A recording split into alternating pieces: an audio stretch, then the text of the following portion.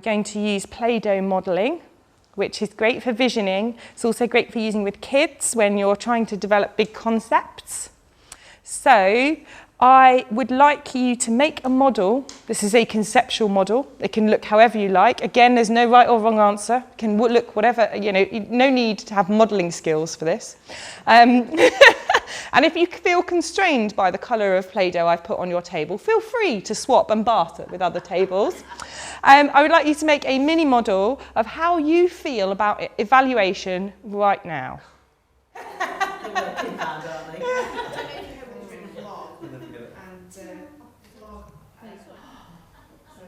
Loving Play-Doh. Just made this activity up specially so we could use Play-Doh. You just got a job, lot. Stop laughing and get down to work. For this activity, apart from organising my materials, fun jobs. How we do? Oh, this is lovely. Oh, that's very nice. Lost a bit. Wonderful. Loving that. No idea what that is, but I'm quite. Mine is a wedge shape because evaluation just isn't there by itself. It's part of the whole Very good. chunk of a cake. Yeah. And it's not the end, it sings the beginning or the middle, but it's a case of improving and then implement the things you've learned and then do it all again and then improve a bit more. Brilliant. Well, mine started off as a big kind of paint splat because I feel like lots of museums, whether big or small, might feel that evaluation is a waste of resources, they can do other things with them. But out of it has grown a flower in hope that even from a little thing, you can just change something and make it better. Yeah, absolutely. And kind of persuade people to do a bit more evaluation. Yeah, and even stealth evaluation. I like stealth evaluation. They don't know it's happening, but it's happening. And it's just really simple. And yeah, don't even know it's happening. So that's great. Thank you very much. Well, it's a boring shape. You know, it's like a square.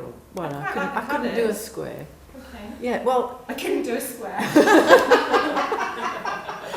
So, the purple is the project. Yeah. And the orange is the evaluation, you know, is that. So you kind of see glimpses, veins, and I'm going to get into huge trouble because I've mixed the purple and the orange. But, you know, somewhere... You should teach us personally as well. See, somewhere there's this great wodge of stuff that is good, you know, good to know, stuff. But, you know, to get it. It gets hidden. Well, it's boring, you know, and because I don't really know how to do it, basically. And so... Great. That's me. I'm going to give you 1 minute to change your model into how you'd like to feel at the end of the day.